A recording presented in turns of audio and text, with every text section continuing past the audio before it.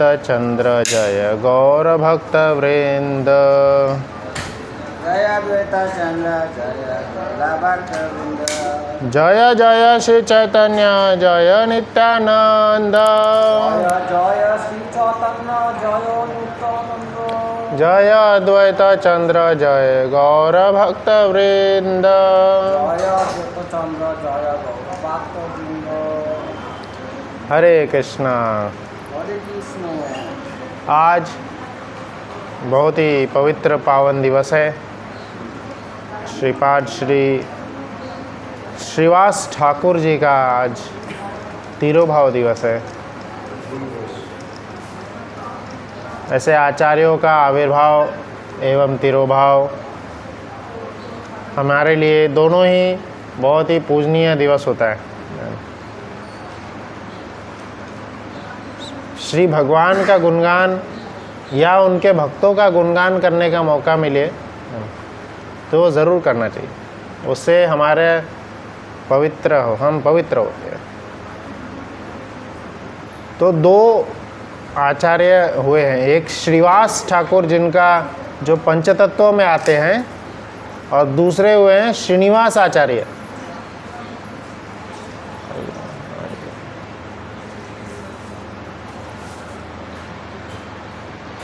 दूसरे आते हैं श्रीनिवास आचार्य। तो श्रीनिवास आचार्य जो हैं चैतन्य महाप्रभु के आर्मी के प्रचार करने के लिए वो आए थे, जीव गोस्वामी के शिष्य थे वो। आज हम बात करेंगे श्रीवास ठाकुर की। आज तिरोभाव किनका है? श्रीवास ठाकुर का। तो ये श्रीवास ठाकुर कौन है? ये पंचतत्वों में से एक है। उनका एक बहुत सुंदर सा प्रणाम मंत्र है पंचतत्व का, आप सब लोग दोहराइए। पंचतत्वात्मकं कृष्णं पंचतत्वात्मकं कृष्ण भक्तरूप स्वरूपकं भक्तरूप स्वरूपकं भक्तावतारं भक्ताख्यं भक्तावतारं भक्ताख्यं नमामि भक्तशक्तिकम्। नमामि भक्तिशक्तिकम्। तो यहाँ पे बता रहे हैं पंचतत्वात्मकम कृष्णम। तो पंचतत्व के रूप में जो स्वयं कृष्ण आए हैं, कौन है स्वयं कृष्ण? श्री चैतन्य महाप्रभु की जय गौर हरि। और फिर तो इनको क्या बोल रहे हैं? पंचतत्वात्मकम कृष्णम भक्त रूप स्वरूपकम।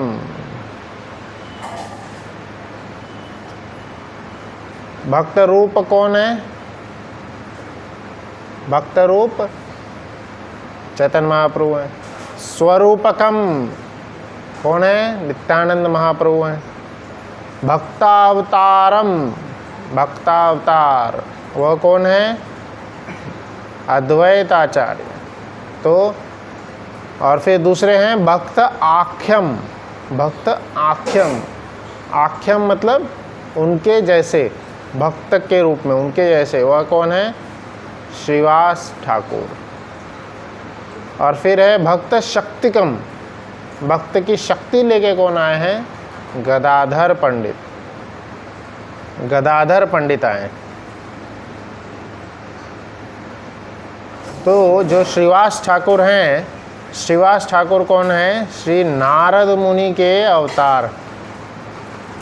नारद मुनि अर्थात जो स्वयं भक्ति का प्रचार करने के लिए नारद मुनि आए, और उनके ही अवतार के रूप में श्रीवास ठाकुर आते। गौड़ गणोद्देश दीपिका में जो कवि कर्णपुर नाम के लेखक हैं, उन्होंने लिखे हैं, कवि कर्णपुर ने क्या लिखे हैं? गौड़ गणोद्देश दीपिका। अब इस गौड़ गणोद्देश दीपिका में जो भी भक्त कृष्ण लीला में आए थे, वो सब अभी चैतन्य महाप्रभु की लीला में किस रूप में प्रकट हुए हैं, उनका वर्णन किया गया है। तो पूरे किताब में सिर्फ यही लिखा है कि ये भक्त चैतन्य लीला में इस रूप में है, इस नाम से हैं, और कृष्ण लीला में इस नाम से थे। तो उसी में श्रीवास ठाकुर के बारे में वर्णन करते हैं कवि कर्णपुर कि वह कौन थे, नारद मुनि थे, जो स्वयं हमेशा जो कृष्ण के भक्ति का प्रचार करते रहते। वही आते हैं चैतन्य महाप्रभु की लीला में भक्ति का प्रचार करने के लिए। तो यह चार भाई थे। उनके चारों भाई के नाम हैं, 5 भाई थे एक्चुअली, श्रीवास, श्री राम, श्रीपति, श्रीनिधि और ये श्रीवास ठाकुर। और उनकी जो लास्ट वाले हैं श्रीनिधि, तो उनकी जो वाइफ थी नारायणी, उन्हीं से आगे चल के आते हैं वृंदावन दास ठाकुर।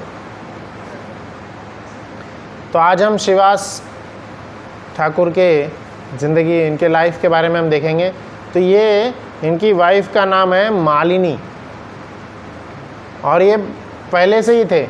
जब अद्वैत आचार्य कृष्ण को बुलाने के लिए प्रार्थना कर रहे थे, हम सब जानते हैं कैसे अद्वैत आचार्य ने प्रार्थना किए थे।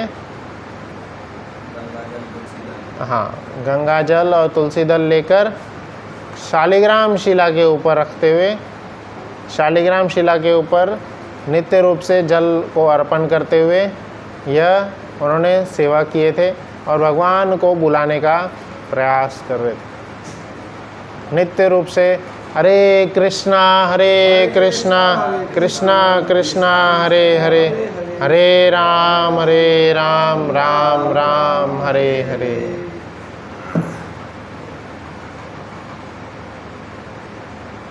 तो यह नित्य रूप से उनका भगवान को बुलाने के लिए वह मंत्र का जाप कर रहे थे। और जब जगन्नाथ दास और श्रीमती सची माता के घर में जब चैतन्य महाप्रभु प्रकट होते हैं, तब कुछ ही भक्त जान पाए थे कि श्री चैतन्य महाप्रभु प्रकट हो चुके हैं। तो उनमें से कौन थे? श्रीवास ठाकुर थे। तो श्रीवास ठाकुर और उनकी मालिनी जब प्रकट नहीं हुए थे, तो मालिनी माता जी, जो उनकी वाइफ है श्रीवास ठाकुर की, वह जाती थी नित्य रूप से सची माता की सेवा करती थी। तो पहले से ही सची माता की सेवा करती थी मालिनी माता जी। आप गए होंगे मायापुर में, तो श्रीवास ठाकुर का आंगन और चैतन्य महाप्रभु जिस जगह पे प्रकट हुए थे, वह दोनों पास में ही है, बहुत नज़दीक है, ज़्यादा दूर नहीं है। गए हैं आप लोग? चल के ही वॉकिंग डिस्टेंस है, हम आराम से जा सकते हैं। तो जब फिर सची माता के आंगन में चैतन्य महाप्रभु प्रकट हो जाते हैं, तो मालिनी और श्रीवास ठाकुर बहुत सारे गिफ्ट सब लेकर के जाते हैं उनको देने के लिए, बहुत सारे गिफ्ट्स लेके जाते हैं। फिर धीरे धीरे आगे जब लीलाएं होती है, तो बचपन में चैतन्य महाप्रभु कौन सी लीला प्रकट किए थे? स्कॉलर होने की लीला, निमाय पंडित के रूप में, निमाय पंडित के रूप में वह लीला प्रकट किए थे। तो निमाय पंडित के रूप में वह सभी जितने भी वहाँ पे ब्राह्मण पंडित थे, स्कॉलर्स थे, सबको निमाय पंडित हरा दिए थे। निमाय पंडित ऐसे विद्वान भगवान स्वयं थे। तो जिस प्रेजेंटेशन से वह अपने पिछले वाक्य को प्रूव करते थे, उतने ही सुंदर प्रेजेंटेशन से उसको डिसअप्रूव कर देते थे। फिर बाकी सुनने वालों को लगता था हाँ यार, पिछला वाला तो गलत ही था, यही सही बोल रहे। जब सब लोग मान जाते थे कि पिछला वाला गलत था, अभी सही बोल रहे हैं, फिर उतने ही सारे प्रूफ दे करके इसको गलत प्रूव कर देते थे, पिछला वाला सही प्रूव कर देते थे। फिर से सब मान जाते, हाँ इतने सारे प्रूफ दे रहे, सही होगा पिछला वाला फिर से सही है, ये वाला गलत होगा। फिर से जब मान जाते थे, फिर उतने सारे प्रूफ दे करके फिर से वो गलत प्रूव कर देते थे, ये सही प्रूव कर देते थे। हम इसी से अनुमान लगा सकते हैं। एक बार जब सार्वभौम भट्टाचार्य से चैतन्य महाप्रभु मिले थे, तो चैतन्य महाप्रभु, एक श्लोक है, कौन सा? आत्माराम वर्ष, आत्माराम का जो श्लोक है, सार्वभौम भट्टाचार्य उनका 9 मीनिंग दिए थे। और सार्वभौम भट्टाचार्य बोल रहे थे मैं तो उस समय के वो संस्कृत विद्वान थे एकदम टॉप, वो कई लोगों को दीक्षा देते थे, दीक्षा गुरु के जैसे थे, बहुत विद्वान दीक्षा गुरु थे। उन्होंने आत्माराम वर्ष का 9 मीनिंग दिए थे। चैतन्य महाप्रभु को बोले कि अगर आप सही में विद्वान हैं, भगवान है, बहुत अच्छे हैं, तो इसके 9 से ज़्यादा मीनिंग दीजिए। चैतन्य महाप्रभु ने उसके 64 मीनिंग बता दिए।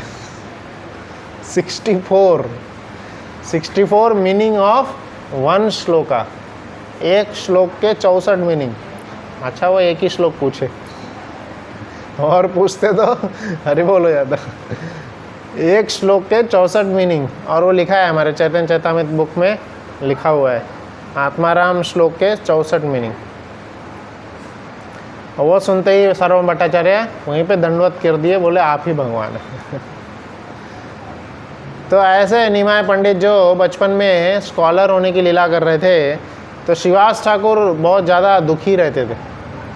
श्रीवास ठाकुर कई बार जाकर के उनको समझाते थे, उनको बोलते थे कि आपके इस पांडित्य का, आपके इस विद्वान होने का क्या फ़ायदा जब आप कृष्ण भक्ति नहीं कर रहे हो। अगर आप अपने जीवन को कृष्ण भक्ति में नहीं लगा रहे हो तो आपके इस विद्वान होने का क्या फ़ायदा। तो एक बहुत बड़े आचार्य हुए हैं प्रबोधानंद सरस्वती, साउथ में हुए हैं, तो वह भी ऐसे ही प्रचार करते थे। वह भी घर घर जा के बोलते थे, घर के बाहर जैसे लिखा रहता था डबल PhD, तो उनको जाके बोलते थे आपके इस PhD डिग्री का क्या फ़ायदा, आप अपने PhD डिग्री को साइड में रखिए और कृष्ण का नाम जपिए, हरे कृष्णा कृष्णा कृष्णा हरे हरे, हरे राम राम राम। तो इसी प्रकार से श्रीवास ठाकुर निमाय पंडित को कई बार जाकर के बोलते थे कि आप अपने स्कॉलर डिग्री को साइड में रखिए। तो निमाय पंडित बोलते थे आप इतने अच्छे भगवत भक्त हैं, आपकी कृपा से, आपके आशीर्वाद से ज़रूर ये सच्चे होगा, ज़रूर ये सत्य होगा और मैं भगवत भक्ति में लगूंगा आपके आशीर्वाद से। बस इतना बोल करके वह शांत हो जाते हैं। क्योंकि उनको पता है अभी कौन सी लीला करनी है, आगे चल के कौन सी लीला करनी है। तब कई समय के बाद में जब निमाय पंडित कहाँ गए, फिर गया कहाँ गया चले गए। तो गया में जा कर के जब अपने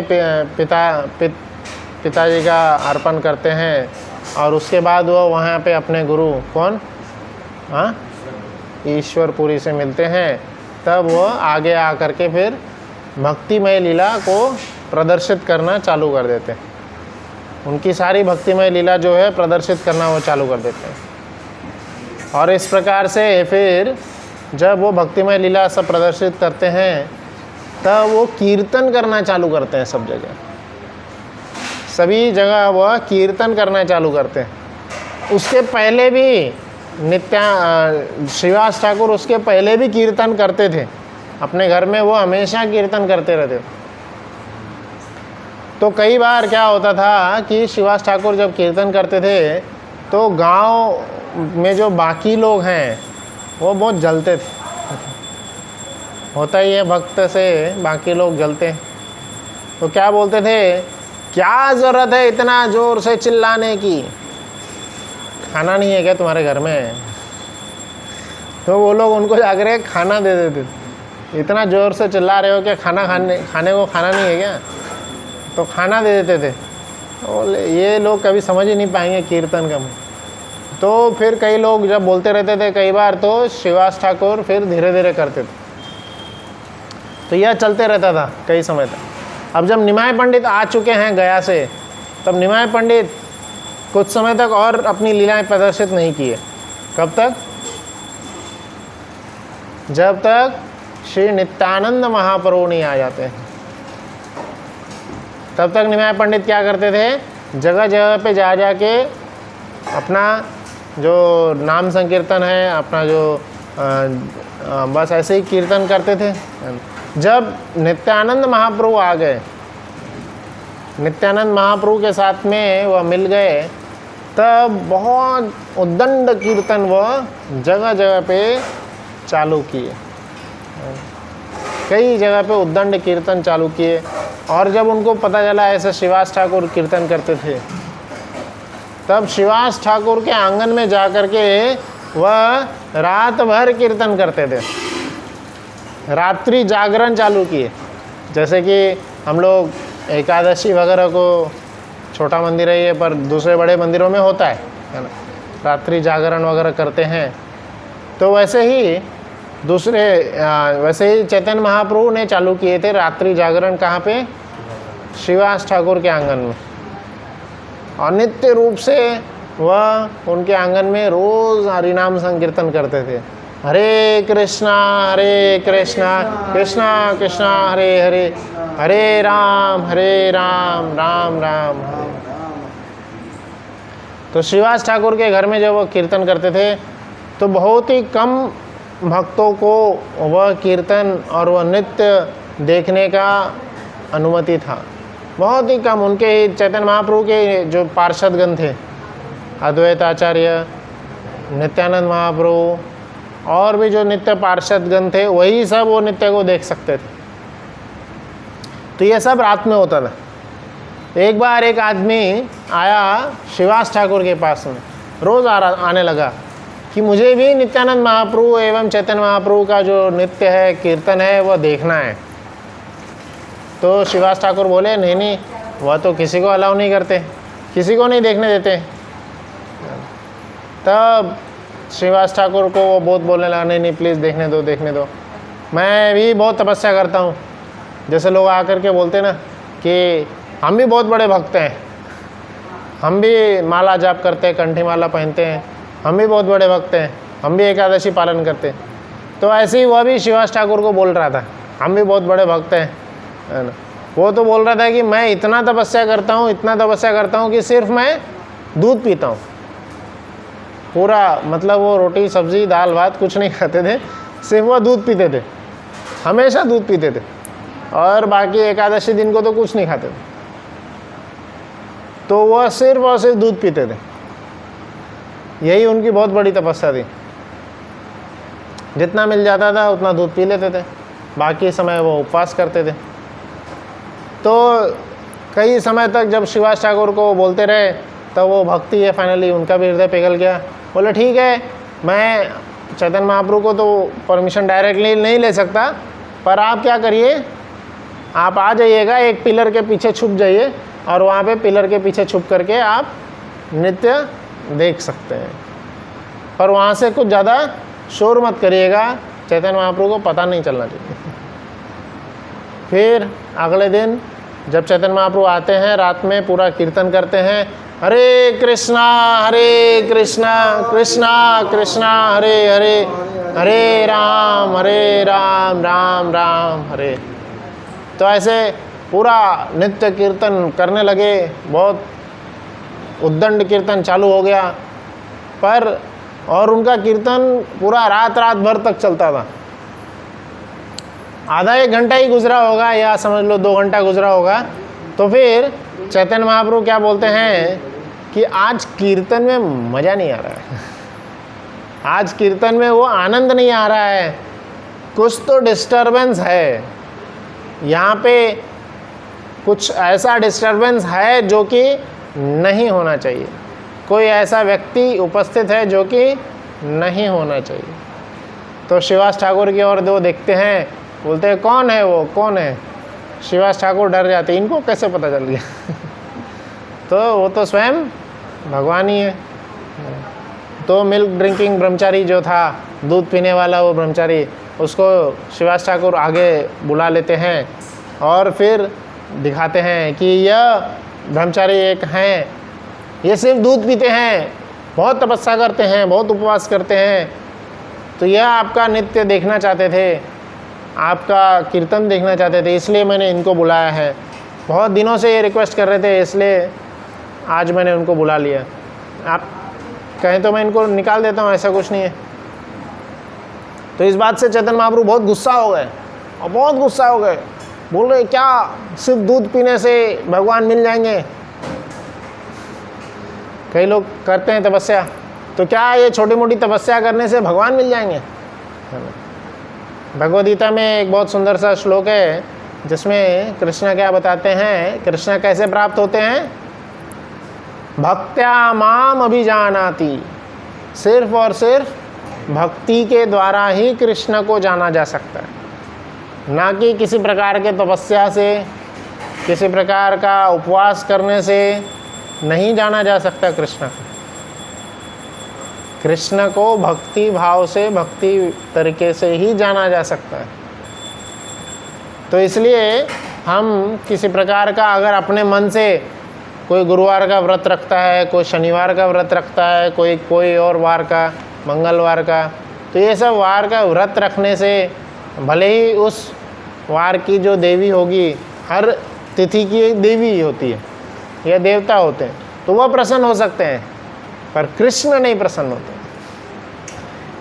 कृष्ण को प्रसन्न करना है तो सिर्फ और सिर्फ सच्चे मन से भक्ति करनी होगी।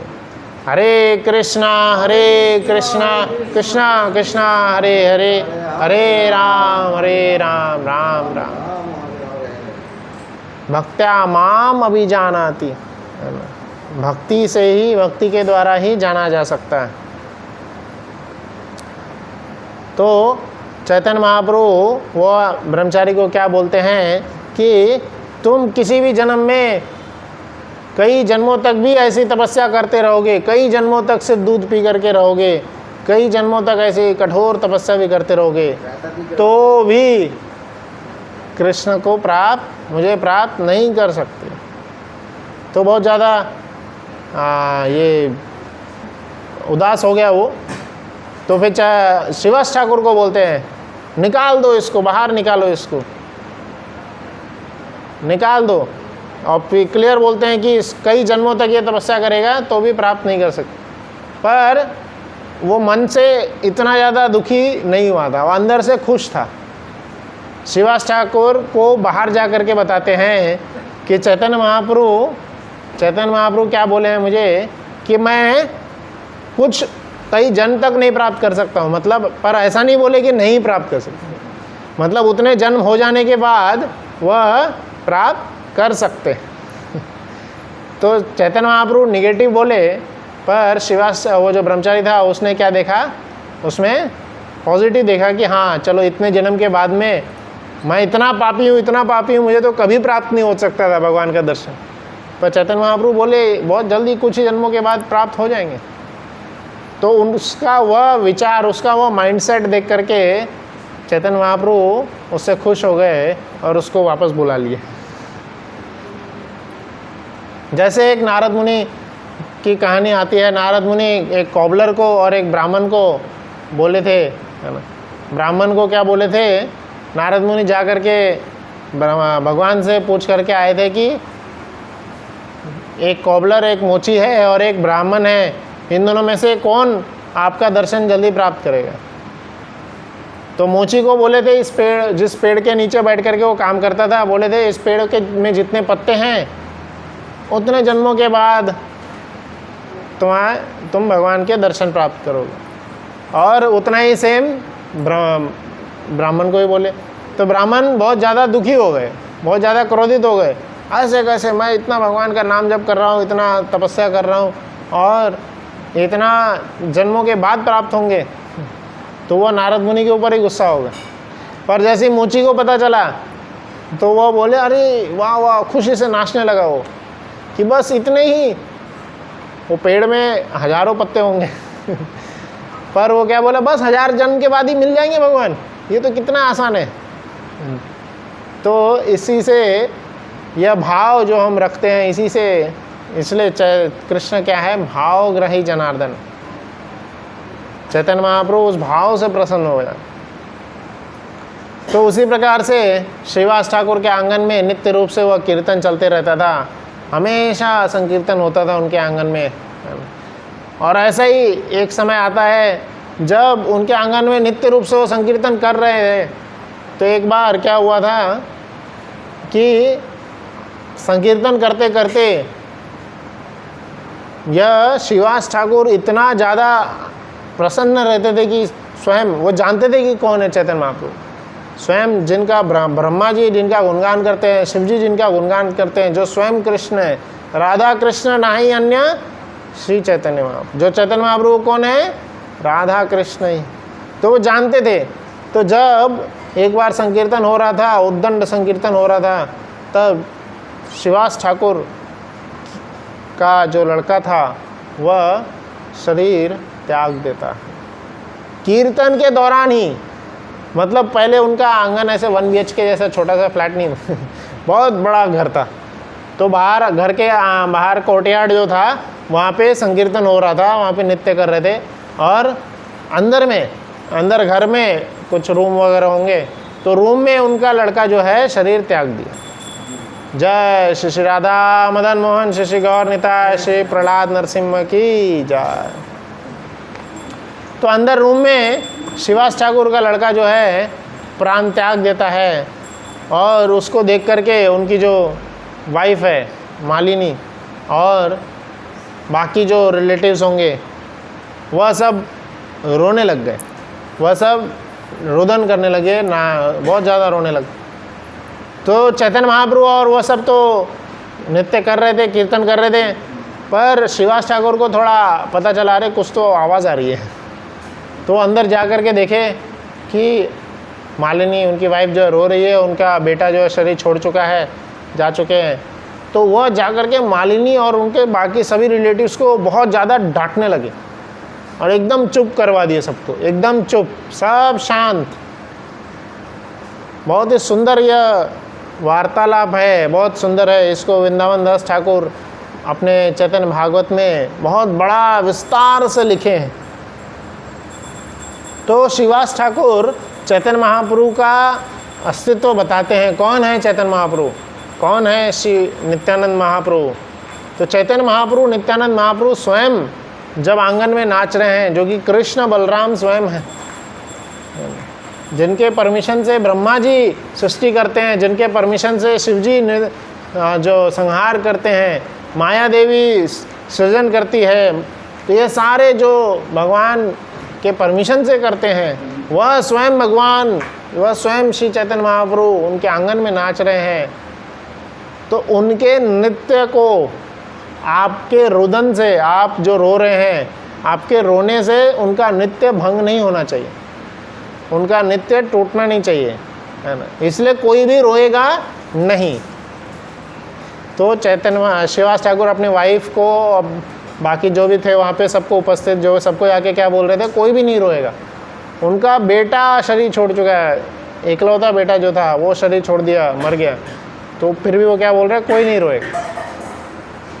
फिर भी माँ है, माँ के आंसू तो निकलेंगे ही। तो माँ फिर भी रोए जा रही थी। तब शिवास ठाकुर क्या बोले, अगर तुम रोना बंद नहीं की तो, और अगर आपके रोने से चैतन्य महाप्रभु का नृत्य रुकता है, तो मैं गले में पत्थर बांध के गंगा में जाके कूद जाऊंगा, गंगा में जाके कूद जाऊंगा। तो फिर यह सुन करके फिर मालिनी बोली, अच्छा ठीक है, नहीं रोती हूँ। और वह फिर से उनका जा करके कोई नहीं रोए, सब लोग अपने आंसुओं को दबा लिए। और फिर शिवास ठाकुर जा करके फिर से नृत्य करने लगे, एकदम ज़ोरदार कीर्तन करने लगे। मतलब उनके भाव से पता ही नहीं चल रहा था कि उनके पुत्र का भी मृत्यु हुआ है। और सेम खुशी भाव से सब एकदम ज़ोरदार नृत्य करने लगे, बहुत कीर्तन करने लगे, है ना। और कई घंटों तक कीर्तन करने के बाद में चैतन्य महाप्रभु का जो चैतन्य महाप्रभु एकदम भाव में हो जाते थे, एकदम कंट्रोल खो के एकदम भाव में नृत्य कीर्तन करते थे। तो कई समय के बाद में चैतन्य महाप्रभु को होश आता है और चैतन्य महाप्रभु क्या बोलते हैं, आज कीर्तन में मज़ा नहीं आ रहा, आज कीर्तन में वो भाव वश आ नहीं रहा है, कुछ तो यहाँ पे हुआ है जो हाँ वो फील हो गया उनको। और वो बोलने लगे कुछ तो ऐसा कुछ गलत हुआ है जिससे कि मुझे वह नहीं आ रहा। तो चैतन्य महाप्रभु पूछने लगे, बाकी सब जो उपस्थित थे, नित्यानंद महाप्रभु और उनके जो पार्षदगण थे, पूछने लगे क्या हुआ है, कुछ बताओ। तब वो बाकी पार्षदगण बोले कि शिवास ठाकुर के जो लड़का है वह शरीर छोड़ दिया। तो चैतन्य महाप्रभु को आश्चर्य हो गया, अरे कब छोड़ा शरीर, कितना समय हो गया। तब ऐसा वर्णन लिखा है इसमें, वो बोल रहे थे 7.5 घंटे हो गए थे, 7.5 घंटे हो गए थे वो शरीर छोड़ दिए थे और ये कीर्तन कर रहे थे। तब चैतन्य महाप्रभु को बहुत दुख हुआ और चैतन्य महाप्रभु जाते हैं उनके जहाँ शरीर छोड़ा था, जो वहाँ जहाँ लेटा हुआ था उनके पास जाते हैं और श्रीवास ठाकुर के लड़के को बुलाते हैं, उनके लड़के को बुलाते हैं कि कहाँ आ गए तुम, वापस आओ। ऐसे ही बुलाते हैं, वापस आओ, कहाँ चले गए। तो श्रीवास ठाकुर और उनकी जो वाइफ थी मालिनी और चैतन्य महाप्रभु के जितने भी पार्षद थे, सब के उपस्थिति में जो 7.5-8 घंटे पहले जो लड़का मर चुका था, जो पूर्ण रूप से प्राण त्याग दिया था, वो जीवित हो गया, वो उठ गया, उठ के बैठ गया। और ये किसी के लिए कोई आश्चर्य वाली बात नहीं थी, क्योंकि जब स्वयं भगवान बुला रहे हैं, स्वयं भगवान श्री कृष्ण जो हैं, हम सबको पता है कि कृष्ण को उनके सांदीपनी मुनि जो थे, उनके गुरु ने क्या गुरु दक्षिणा मांगे थे कि मेरे पुत्र को वापस कर लेकर के आओ। तो सांदीपनी मुनि के आश्रम में जब वो गुरु दक्षिणा, उनको पता चला अच्छा ऐसा गुरु दक्षिणा देना है, तो कृष्ण बलराम पूछे उनसे, कहाँ गया था आपका लड़का। मतलब पता नहीं, कहीं समुद्र के पास में गया था, समुद्र के पास। और वो उनको कई दूसरे शास्त्र में वर्णन आता है, कई साल हो गए थे उनको मरे हुए, कई साल हो गए थे। तो गए कृष्ण जाते हैं समुद्र के पास में और समुद्र के देवता को बुलाते हैं। समुद्र के देवता आकर के उनके सामने हाथ जोड़ लेते हैं और बोलते क्या हो गया। समुद्र के देवता बोलते हैं कि अरे नहीं, उनका पुत्र मेरे पास नहीं है, मैंने लास्ट में एक वो असुर है उसके साथ मैंने देखा था, मुझसे मत पूछो। जैसे कोई बड़ा कंपनी का मालिक क्या कुछ गलती हो जाती, बोलता है ना किसने किया गलती, किसने किया, तो बाकी सब बोलने लगते हैं मैंने नहीं किया, मैंने किया, उसने किया, उसने किया। तो वैसे ही समुद्र के देवता बोल रहे थे उस असुर से पूछो आप, मुझे नहीं पता। कृष्णा गए सीधा वो असुर को युद्ध किए, मार दिए। असुर भी मरते मरते बोला कि अरे वो तो बहुत पहले ही मैंने उसको मार दिया था, मेरे पास नहीं है वो। तो उस असुर का नाम क्या था, शंखाचूड़। उसको उनसे कृष्ण को उनका जो शंख था, कौन सा कृष्ण के शंख का नाम क्या है, पांचजन्य शंख, वह शंख उनको उस असुर से प्राप्त होता है। और वो शंख लेकर के कहाँ जाते हैं, यमलोक चले जाते हैं। अब जब पता चल गया कि उनका पुत्र मर चुका है तो यमलोक चले जाते हैं और यमलोक में जाकर के बाहर से ही वो शंख बजाते, कृष्ण बलराम आ गए, वो शंख बजाते हैं। इतना ज़ोरदार शंख ध्वनि होता है और वो शंख ध्वनि से यमलोक जो राजा हैं यमराज जी, वह स्वयं बाहर आ जाते हैं। पूरा उनका जो यमलोक है वो हिलने लग जाता है, ऐसा वर्णन है। और वो स्वयं बाहर आ जाते हैं और बोलते हैं क्या हुआ, आप क्यों आए, आप क्यों परेशान। हम खुद आ जाते। तो उन्होंने वो बोलते हैं मेरे गुरु के पुत्र जो हैं यहाँ आए हुए हैं, आप उनको वापस कर दो। तो भागवतम में वर्णन है कि इशारे से ही यमराज जी पूछना चाहते थे कि इसके कर्म का क्या, कर्म जो कर्मों का लेखा जोखा था जो इसने झेलना था इस जीवात्मा ने, उसका क्या, वापस कर दे। इशारे से पूछना चाहते थे बट पूछ नहीं पाए, हिम्मत ही नहीं हुई। यमराज की हिम्मत नहीं हुई और फिर उनको वह वापस कर देते हैं और कृष्णा उनके पुत्र को वापस लेकर के आ जाते हैं और अपने गुरु को दे देते हैं। तो वैसा ही सेम यहाँ पे होता है कि चैतन्य महाप्रभु श्रीवास ठाकुर के पुत्र को बुलाते हैं और श्रीवास ठाकुर का जो पुत्र है वो आ जाता है और जीवित हो जाता है।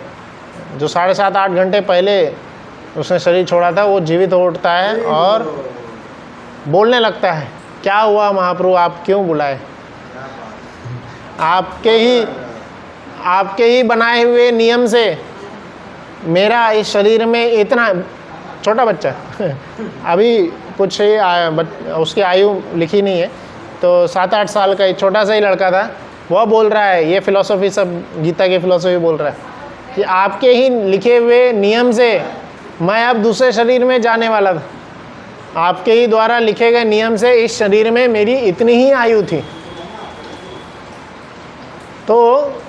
कृष्ण जो हैं जीवात्मा के कर्म के में हस्तक्षेप नहीं करते, जीवात्मा को उस कर्म को झेलने की शक्ति प्रदान करते हैं।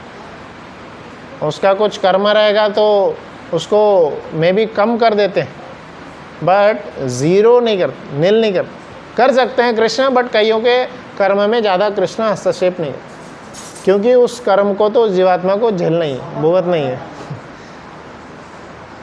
एक बहुत ही बड़े वृंदावन के संत हैं, उनका ऐसा वर्णन आता है कि उनके जब वो संत अंतिम का समय शरीर छोड़ रहे थे, तब सारे शिष्यगण भी उनका साथ छोड़ दिए थे। बहुत उच्चतम कोटि के भक्त थे वो। तो वह जब अंतिम समय में थे, इतना उनको कष्ट होता था कि वह शौच क्रिया भी नहीं कर पा रहे थे, एकदम हिल भी नहीं पा रहे थे। तो ऐसा वर्णन है कि कृष्ण स्वयं बालक के रूप में आकर के वह सारी उनकी शौच क्रिया, उनका नहलाना, उनका धुलाना सब करते थे, कृष्ण स्वयं करते थे। और वह संत को पता चल गया था कि यह स्वयं कृष्ण है। वो उनसे पूछ रहे थे कि जब आप इतना सब सेवा कर रहे, इतना कर रहे, तो ये मेरे दुख को ही कम कर दो ना, ये मुझे दुख क्यों दे रहे हो? तो कृष्ण बोले कि अगर मैं आपके दुख को कम कर दूं, तो इस दुख को झेलने के लिए आपको एक और जन्म लेके आना होगा। तो मैं ये चाहता हूँ आपका सारा जो दुख है, कर्म है, सब कट जाए, फिर मैं इसी जन्म के अंत में आपको भगवत धाम लेके ऐसे कई भक्तों के इसमें आया है। जैसे अम्बरीश महाराज, उनको भी शाप मिला था। वो एक असुर के रूप में आए थे, वृत्तासुर, हाँ, चित्रकेतु आए थे वृत्तासुर के रूप में। तो ऐसे कई सारे भक्तों का वर्णन आता है कि वह भगवान क्या करते हैं, उनका आगे का जो भी जन्म है वो बहुत ही जल्दी वह निपटा देते हैं, ताकि भगवान के जल्दी वह धाम में आ जाए। तो इस प्रकार से जब चैतन्य महाप्रभु उस बच्चे से, उस बालक से पूछ रहे थे, तो बालक बोल रहा था कि अब मैं अपने ही कर्मों के हिसाब से अब मैं अगले शरीर में जाना है। तो शिवास ठाकुर से वह परमिशन लेते, चैतन्य महाप्रभु शिवास ठाकुर को बोले कि अब क्या करना है। तो शिवास ठाकुर ही बोले आप स्वयं हैं, आप ही जो। तो चैतन्य महाप्रभु के और बाकी सबके जब सांत्वना दे दिए बालक, और फिर बालक फिर से शरीर छोड़ता है, चला जाता है। और इस चैतन्य महाप्रभु इतना ज़्यादा प्रसन्न हो जाते हैं। और चैतन्य महाप्रभु उस समय तक में यह समय आ गया था कि अब चैतन्य महाप्रभु संन्यास लेने वाले थे। आगे किसी को बताए नहीं थे, पर आगे चल के संन्यास लेने वाले थे। तो चैतन्य महाप्रभु बोलते हैं, आप लोग मुझसे इतना प्रेम करते हैं, इतना प्रेम करते हैं, तो मैं ऐसे प्रेम करने वाले भक्तों को छोड़ के कैसे संन्यास ले सकता हूँ, कैसे जाऊँगा आप सबको छोड़ कर। उन्होंने, चैतन्य महाप्रभु ने शिवास ठाकुर को ऐसा वरदान दिए कि आप जीवन भर तक इस घर से बाहर निकलेंगे भी नहीं, तो भी किसी भी चीज़ की कमी नहीं होगी आपको। शिवास ठाकुर तो गृहस्थ थे, गृहस्थ हैं तो कमाने के लिए, खाने के लिए बाहर जाना ही होगा, तभी तो राशन पानी आएगा घर में। पर चैतन्य महाप्रभु क्या बोल दिए कि आपको घर से बाहर जाने की ज़रूरत ही नहीं है, आप दिन रात बैठ के घर पे जप करिए, कीर्तन करिए, कभी आपको घर से बाहर जाने की ज़रूरत नहीं है। आपका जो भी रिक्वायरमेंट्स है सब आप तक आ जाएगा। तो जब चैतन्य महाप्रभु ऐसा कई समय के बाद में वापस कहाँ जगन्नाथपुरी चले गए थे, कीर्तन में अपने आगे की लीलाओं में जगन्नाथपुरी चले गए थे, तब भी ऐसा वर्णन आता है कि चैतन्य महाप्रभु हालांकि जगन्नाथपुरी चले गए थे, पर चैतन्य महाप्रभु 3 जगह पे हमेशा उपस्थित रहते थे, और आज भी उपस्थित रहते हैं 3 जगह पे। कौन सा 3 जगह पे उपस्थित रहते हैं? एक, जहाँ पे चैतन्य महाप्रभु की माता कौन है, श्री सची माता, उनको भोग लगाती थी। तो एक बार की बात है, जब चैतन्य महाप्रभु अपने किसी पार्षद को, उनका कोई पार्षद जो है जगन्नाथपुरी से वापस गौर धाम जा रहे थे, तो वहाँ पे नवद्वीप धाम जाते वक्त उनको बोले थे कि जब तुम मेरी मम्मी से मिलोगे माँ से मिलोगे तो उनको क्या बोलना कि पिछले हफ्ते आपने जो मुझे खिलाए थे वो बहुत ही ज़्यादा स्वादिष्ट था, पिछले हफ्ते व्यंजन जो खिलाए थे। तो इसका अर्थ है कि चैतन्य महाप्रभु हमेशा, सची माता उनको हमेशा भोग लगाती थी, और क्योंकि उनकी वाइफ भी थी, कौन थी? विष्णुप्रिया, है ना, लक्ष्मीप्रिया। तो जब वो श्री चैतन्य महाप्रभु संन्यास लेके जा रहे थे तब उनको उन्होंने क्या दिए थे? अपने ही स्वरूप का एक मूर्ति निकाल करके अपना दे दिए थे। बोले कि ये मुझसे अभिन्न है, आप इनको भोग लगाओ और मैं ग्रहण करूँगा। तो विष्णुप्रिया क्या करती थी? वह नित्य रूप से गिन करके राइस के दाने रहते थे जितने राइस वो जप करते थे, हरे कृष्णा कृष्णा कृष्णा हरे हरे, हरे राम राम राम हरे हरे। एक बार जप किए, एक राइस का दाना साइड में रखे, फिर से हरे कृष्णा कृष्णा कृष्णा हरे हरे, हरे राम राम राम हरे। फिर से कीर्तन किए, एक राइस का दाना साइड में रखे। ऐसे जितने बार संकीर्तन करते थे, जितना जप करते थे, उतना राइस का दाना साइड में रखते थे, और दिन भर में जितना राइस का दाना निकला उतना ही खाते थे, उतना ही ग्रहण करते थे, और उतना ही भोग लगाते थे। उतना, उसमें से भी आधा तो दान कर देते थे, आधा दान कर देते थे, आधा भोग लगा के आधा खाते थे। तो इसलिए कहा गया चैतन्य महाप्रभु हमेशा 3 जगह पे उपस्थित रहते थे, सची माता के आंगन में, दूसरा कहाँ? नित्यानंद महाप्रभु जहाँ पे संकीर्तन कर रहे होते हैं। हम देखते हैं रघुनाथ दास ठाकुर क्या जब भोग लगा रहे थे, नित्यानंद महाप्रभु ने रघुनाथ दास ठाकुर को बोले थे कि आप किस चीज़ का फीस्ट दें? चूड़ा दही फेस्टिवल। तो वहाँ पे नित्यानंद महाप्रभु क्या कर रहे थे? सबको कीर्तन के लिए बुलाए थे। तो उस समय नित्यानंद महाप्रभु सबके सामने से ऐसा भोग उठा के ऐसे हवा में खिला रहे थे सब लोग आश्चर्य थे, पर जो उनके नित्य पार्षदगण थे उनको दिख रहा था कि कौन थे वहाँ पे? श्री चैतन्य महाप्रभु स्वयं उपस्थित। तो जहाँ भी नित्यानंद महाप्रभु संकीर्तन करते थे, चैतन्य महाप्रभु आ जाते थे। और तीसरा कहाँ पे? शिवास ठाकुर के आंगन में।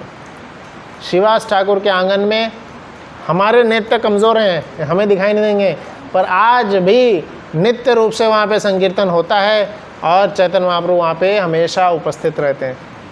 जब कभी मायापुर जाएंगे तो शिवास ठाकुर के आंगन में जा कर के वहाँ पे संकीर्तन हमें ज़रूर करना चाहिए। वहाँ पे चैतन्य महाप्रभु हमेशा उपस्थित रहेंगे, हमेशा उपस्थित रहते हैं।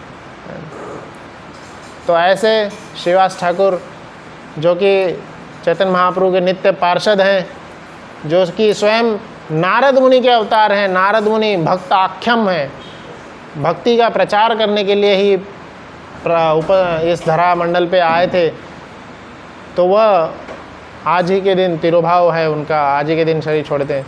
तो हम उनसे प्रार्थना करते हैं कि जिस प्रकार से उनके आंगन में चैतन्य महाप्रभु हमेशा कीर्तन करते थे, हमेशा उनके उपस्थित रहते थे, तो हम भी उनका एक लेश मात्र भक्ति हमारे इसमें आए, और हम भी छोटा सा जो भी हम कीर्तन करते हैं उनकी तरह हम चैतन्य महाप्रभु को आकर्षित कर सकें।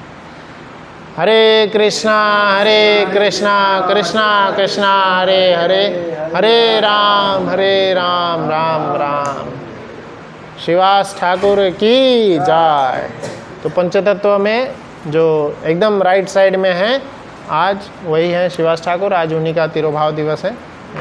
तो आज ज़्यादा से ज़्यादा जप करें, ज़्यादा से ज़्यादा मंत्र जाप करके उनको प्रसन्न करने का प्रयास। हरे कृष्ण। किसी का कोई प्रश्न?